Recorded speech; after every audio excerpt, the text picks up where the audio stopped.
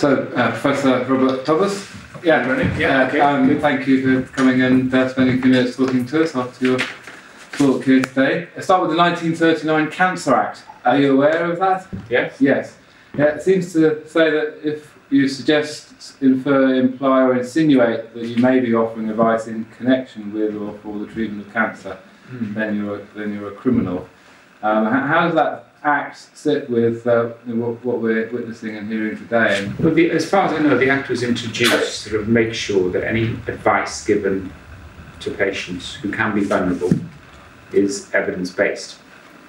Of course, as an oncologist, a lot of what we advise patients isn't evidence-based, but that seems to be overlooked. But nevertheless, for new products, it's to try and protect people. So I think its heart is in the right place, but it does make it difficult when, for example, you do a randomised, double-blind control study with the same quality of assurance as a pharmaceutical trial, and you are then not allowed to give that advice to people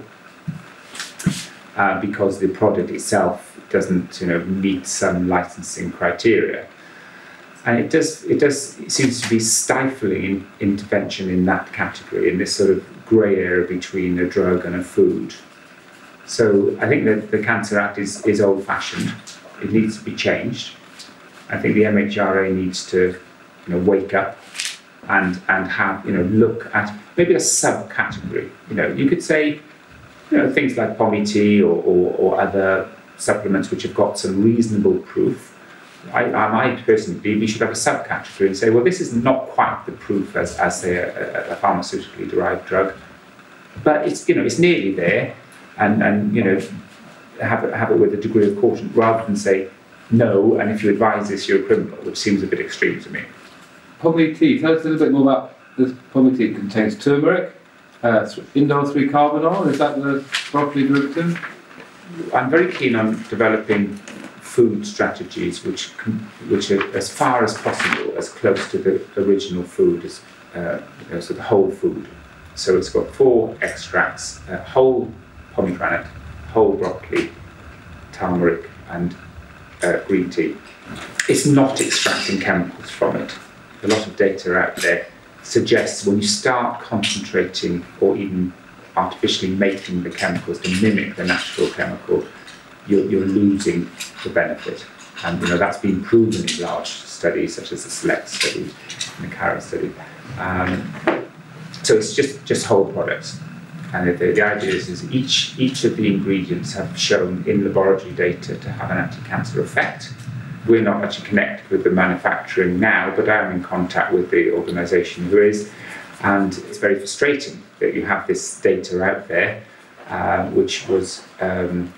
We presented it in front of 28,000 oncologists in the world's best cancer conference in Chicago, and it was alongside monoclonal antibodies and anti-angiogenesis drugs as the top 10 studies for that year. And even with that degree of evidence, if you say on the packet, this could help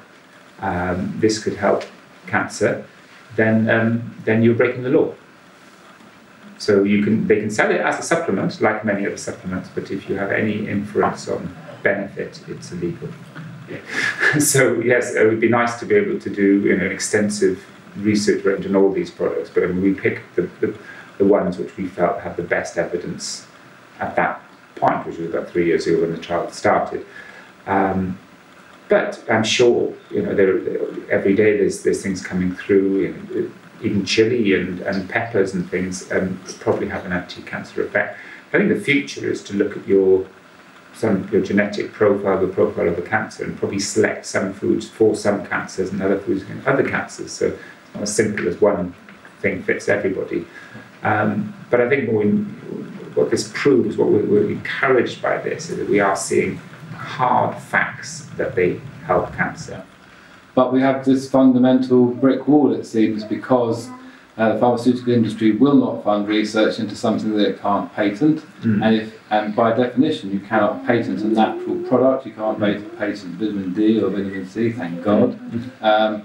So therefore, the pharmaceutical products by definition are synthesized chemicals that are new to nature, that have never been seen before in the history of the universe, basically. So they have to be something different in order to be patented, in order to be researched, in order to get the profit out of them and to return the research investment and all the rest of it. But it does then therefore mean that the very, very vast majority of our drugs that are licensed as medicines are new to nature, synthesized chemicals that have never been seen in the history of the universe before. There's no proper evidence base that anything natural has any effect whatsoever that you're allowed to say, basically. Well, there are evidence. There is the evidence. Our trial was evidence. Yes. There's no, this trial was scrutinised with top statisticians, and it was audited on a weekly basis. So there's no doubt the evidence there. That's not good enough. But the whole legislation industry is blocked. But you're not actually even allowed. I mean, look at the evidence for broccoli, for example. We all know it's healthy. The EPIC study showed it's healthy. You cannot, if you make broccoli, if you grow broccoli, even organically, you cannot say on the packet that broccoli is good for your health.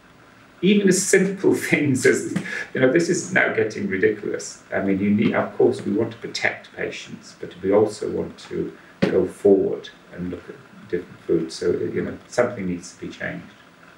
Thank you.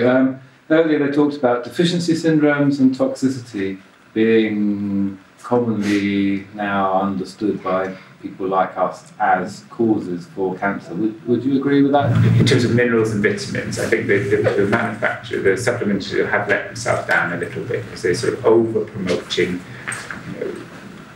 vitamin E and things like that with very little evidence. And when the evidence was gathered, it showed actually if you have a normal amount of vitamin E, for example, and you take excess, it's probably doing you harm. But there is quite clear evidence that if you are deficient and you correct that deficiency, you will do yourself a lot of good. And there are data to support that as well.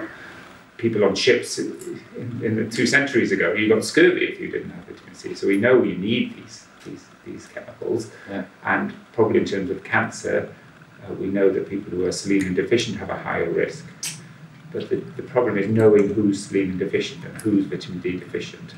And then you could either gather that from very detailed questionnaires or measure it. But then it's getting a bit expensive then. But things like iodine, World Health Organization iodine deficiency report categorically states that 95% of people in the Western world are iodine deficient. We know that, and it's pretty much the same for vitamin D. If you live north of Paris, you should supplement. Yeah. And yet these two very fundamental immune system precursors are not being supplemented as policy. Well, we did have iodine in the bread, and it's been withdrawn. So many people took offence to things being put into the food chain. So you can sort of see the argument for that. But the reason why I was put in the bread was because there was a lot of goiters and iodine deficiency. So we seem to have dug ourselves a bit of a hole there. We know I know from the test I do on my website that most people are vitamin D deficient, profoundly so.